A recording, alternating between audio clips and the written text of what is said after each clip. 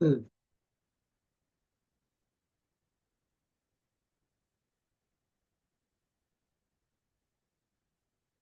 అక్కడ మెథడ్ ఏమీ లేదు. ఇది రాంగ్ క్వశ్చన్ కాదా అని అడిగారు.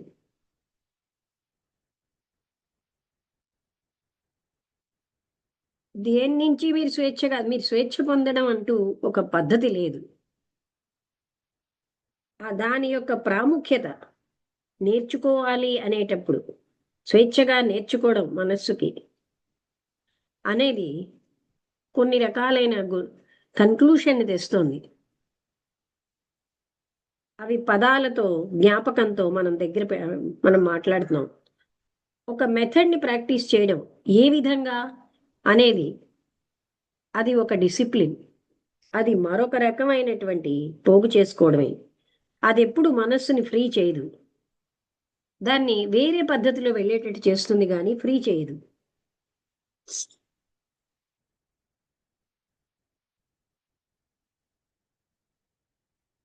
వీటన్నిటి నుంచి నేను ఏదో కొంత అవగాహన చేసుకుంటున్నాను అని ఆయన అన్నారు. కానీ అందులో ఎంతో ఉంది. నేను ఎప్పటికైనా ఆ మూలానికి వెళ్ళగలనా అనిపిస్తుంది. ఇదంత చెడ్డగా ఏం లేదు. With understanding of 1 or 2 central facts, అంటే సెంట్రల్గా ఉన్న ఆ ఫ్యాక్ట్స్ని అవగాహన చేసుకోవడం ఒకటి రెండు, ఆ హోల్ పిక్చర్ అనేది క్లియర్ అయిపోతుంది. ఏ మనస్సు అయితే బోధించబడుతోందో, ఎవరో గైడ్ చేయాలని కోరుకుంటోందో అది ఎప్పుడు నేర్చుకోలేదు. ఇప్పుడు మనం చూస్తున్నది ఏంటంటే ప్లెయిన్గా మళ్ళీ ఈ ప్రశ్న వెనక్కి వెళ్దాం. సీరియస్నెస్ అంటే ఏమిటి? దాంతోటే మనం మొదలెట్టాం.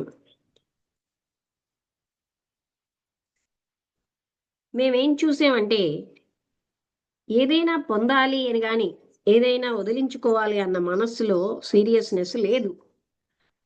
అయితే సీరియస్నెస్ అంటే ఏమిటి? దాన్ని మనం చూడాలంటే ఎరుకతో ఉండాలి మనస్సుని. అది అది ఏ విధంగా అంతర్గతం అవుతోంది, బహిర్గతం అవుతోంది, దాన్ని అది సంతృప్తి పరచుకోవడానికి, ఏదో పొందడానికి, ఏదో ఒకటిగా అవ్వడానికి ఆ అవేర్నెస్ అన్నది మనస్సుని ఫ్రీ చేస్తుంది, ఫ్రీగా నేర్చుకునేటట్టు చేస్తుంది. అప్పుడు సీరియస్నెస్ ఏమిటో తెలుస్తుంది. ఈ నేర్చుకోవడానికి అంతు లేదు. ఏ మనస్సు అయితే నేర్చుకుంటూ ఉంటుందో వాళ్ళకి స్వర్గం కూడా ఓపెన్ అయి ఉంటుంది. ఈ బ్రీఫ్ కాన్వర్జేషన్లో, సంభాషణలో నేను ఎంతో నేర్చుకున్నాను అని ఆవిడ అన్నారు.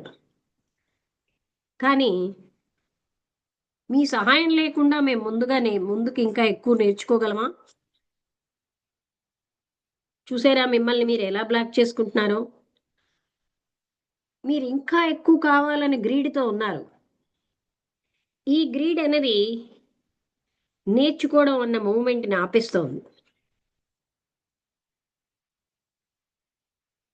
మీరు ఏం ఫీల్ అవుతున్నారో, ఏం చెప్తున్నారో అది మీరు ఎరుకతో దాని ప్రాముఖ్యాన్ని చూస్తున్నారా?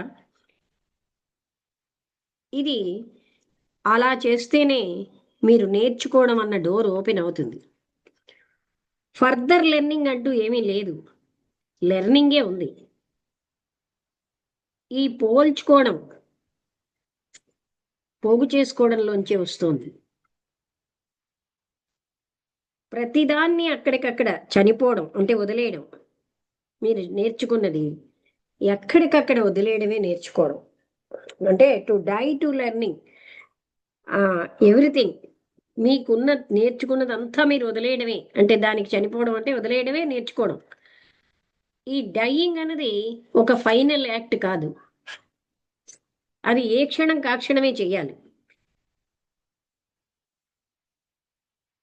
నాకిప్పుడు నేను చూసి అవగాహన చేసుకుంటున్నాను. ఇప్పుడు నా మంచితనం అన్నది వికసిస్తుంది అని ఆయన అన్నారు. అర్థమైందా? రమణ వెళ్ళిపోయాడా? వసంత గారు కూడా. రామ్ వసంతలత, నీకు అర్థమైందా?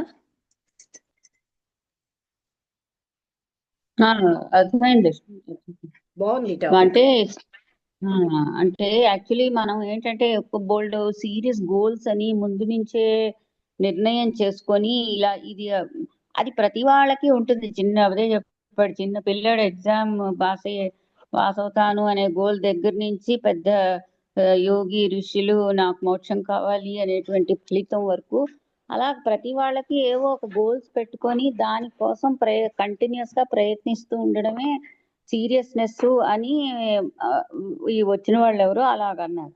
అంటే అప్పుడు అతను క్వశ్చన్ చేశారు, దాన్ని అది సీరియస్నెస్ అవుతుందా? ఆల్రెడీ మనసులో ఒక ప్రత్యేకమైన ఫలాన్ని నువ్వు స్థాపించేసుకున్నావు కాబట్టి అదే ఇంకా ఈ మనసు ఇటు అటు వెళ్ళదు, దానికోసమే ఆలోచిస్తూ ఉంటుంది, ఓపెన్ గా ఉండదు.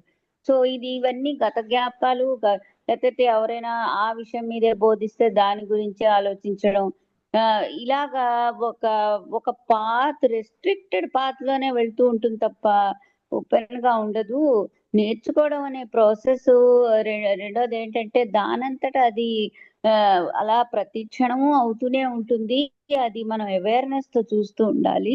అవేర్నెస్ ఉంటే నువ్వు ఏదో నేర్చుకున్నాను, అది ఆ ఫలితం వచ్చింది, ఫలితం మీద దృష్టి ఉంటుంది కానీ ప్రాసెస్ మీద దృష్టి ఉండదు మనిషికి.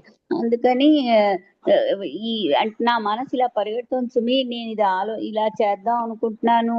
యాక్చువల్లీ ఒకవేళ వచ్చినా సరే ఆ ఫలం దాంతో మరి సాటిస్ఫై అవ్వదు. అక్కడి నుంచి ఫర్దర్ మోర్ ఇంకేదో చెయ్యాలి అనేటువంటి అదంతా మానసం తాలూకా నేచర్ అలాగుంటుంది, అది ఎప్పుడు కదులుతూనే ఉంటుంది. సో అది అలాగే నువ్వు అలాగే ఒక గ్రహించావంటే గురువు శిష్యుల సంగతి కూడా చెప్పు. టీచర్ అంటే చెప్పారు. గురువు గారు అంటే ఆ గురువు శిష్యులు అంటే ఇప్పుడు శిష్యుడు ఎప్పుడు ఏదో గురువు ఏది చెప్తే అది నేర్చుకుందాం, ఆ పద్ధతిలోనే వెళ్దాము అనేటువంటి ఇది శిష్యుడికి ఉంటుంది. గురువు ఏంటంటే శిష్యుడు మరో విధంగా నేర్చుకుందాం అంటే ఒప్పుకోడు. సో ఈ విధంగా అది అది కాదు, కూడా అంత ఒప్పుకోవడం అనేది రెస్ట్రిక్టెడ్ వే కాదు. అవుతుంది. ఇక్కడ ఆల్రెడీ వాళ్ళు చెప్తారు అనే దాంట్లో అయిపోతుంది, దాంట్లో లెర్నింగ్ లేదు. లెర్నింగ్ అంటే సొంతంగా వీళ్ళ అనుభవంతో నేర్చుకునేది ఏమీ ఉండదు. ఎవరో చెప్పింది మాత్రమే వింటూ ఆ పద్ధతిలోనే ఆలోచించడం అనేది అవుతుంది కంప్లీట్లీ కండిషన్డ్ స్టేట్ లో. సో అది నుంచి నువ్వు బయటపడాలి. ఎలా బయటపడాలి అంటే అది చూడడమే, అవేర్నెస్ తో ఉండి నువ్వు మనస్తాలు పోకటి చూడగలిగితే నువ్వు నువ్వు నేర్చుకుంటున్నట్టే లెక్క. అది అందుకే నేర్చుకోవడం అనేది ప్రతి క్షణము ఉంటుంది. ఎప్పుడైతే నీకు గతం అనిపిస్తుందో ఆ గతాన్ని మర్చిపోవడం అంటే you have to die to that what you have already అంటే లర్న్. నేర్చుకున్నది అంచేత వదిలేయాలి, ఎప్పటికప్పుడు నేర్చుకున్నది వదిలిస్తేనే వదిలేయాలి. కొత్తది తెలుస్తుంది. వదిలిస్తేనే కొత్త విషయాన్ని కొత్తగా ఆలోచించే శక్తి వస్తుంది. లేకపోతే అదే పద్ధతిలో స్టీరియో టైప్ గా వెళ్తూ ఉంటాం. సో అంచేత నేర్చుకోవడం అనే దానికి అంతం ఉండదు, ఒక ఫలం ఉన్నది అని అనుకోనే టైప్ కాదు. ఇది కంటిన్యూస్ గా జరిగేటువంటి ప్రాసెస్, అది చూడగలగాలి అని ఆయన చెప్పారు. ప్రతి ఫ్లవర్ లో కూడా అదే అన్నారు కదా, అన్ని చిన్న చిన్న విషయాల నుంచి మనిషి నేర్చుకోగలడు. ఆ కానీ అప్పుడే ఇది నాకు గుడ్నెస్ వికసిస్తుంది అన్నారు. గుడ్నెస్, మంచితనం అన్నది వికసిస్తుంది. అవును అవును. ఎప్పుడైతే ఆ విధంగా ఓపెన్ అప్ అవుతుందో అదే ఆ దారి అనేది ఎప్పుడు చాలా సింపుల్ గాను ఉంటుంది, చాలా విశాలంగా కూడా ఉంటుంది. ఇలాగ ఇవాళ సీరియస్ అనే వర్డ్ గురించి చెప్పారు. సీరియస్ అంటే అసలు సీరియస్ అనేది ఏం కాదు అని. రామలక్ష్మి గారు, మీకు అర్థమైందా? అర్థమైందండి. వాళ్ళు మొదట్లో తీవ్రమైన కోరికనే సీరియస్నెస్ అనుకున్నారు. మనిషి కూడా వాళ్ళు అప్పటి వరకు నేర్చుకున్న దాంట్లోంచే ముందుకు వెళ్ళడానికి, ఎవరో చెప్పాలి ఆ పాత్ర వెళ్ళడానికి చూస్తుంటారు. కానీ ఎప్పటికప్పుడు గతంలో ఉన్న కండిషనింగ్ని వదిలేసి పాత ఇదివరకు నేర్చుకున్నదంతా బుర్రలో పెట్టుకుని ముందుకు వెళ్ళడానికి కాకుండా ఎప్పటికప్పుడు అవేర్నెస్తో కొత్తగా సమస్యని లేదా ఒక ఇష్యూని ఎప్పటికప్పుడు అవేర్నెస్తో ఉండడం వల్ల గతాన్ని వదిలేసి కండిషనింగ్ని వదిలేసి చూడడం అన్నది చేస్తే అప్పుడు మనం ఆ ఎరుకతో జీవించగలగడం, కొత్తగా నేర్చుకోవడం సాధ్యమవుతుంది అని అర్థం. కరెక్టే. బాగుంది అవగాహన ఇది. అంతే ముగించేద్దాం. బాగుంది, మీరు ఇద్దరికి బాగానే అర్థమైంది. Okay madam. ఉమ్, ముగించేద్దాం. మీకు ఏంటండి మీ పేరు నాకు ఏంటి రామలక్ష్మి హోమియో అని పెట్టాను, అందుకే రావట్లేదు. ఆహా. ఆ హోమియో అని నాకు మర్చిపోతుంటున్నాను. రామలక్ష్మి అని కొడతాను, దుర్గా రామలక్ష్మి అని కొడితే రావట్లేదు. చాలాసార్లు ట్రై చేశాను మీకు ఫోన్ చేయడానికి. ఆహాహా, అలాగా. తర్వాత చూస్తే రామలక్ష్మి హోమియో అని వచ్చింది. ఓకే. ఓకే అండి. ఈసారి అలా చేయాలి.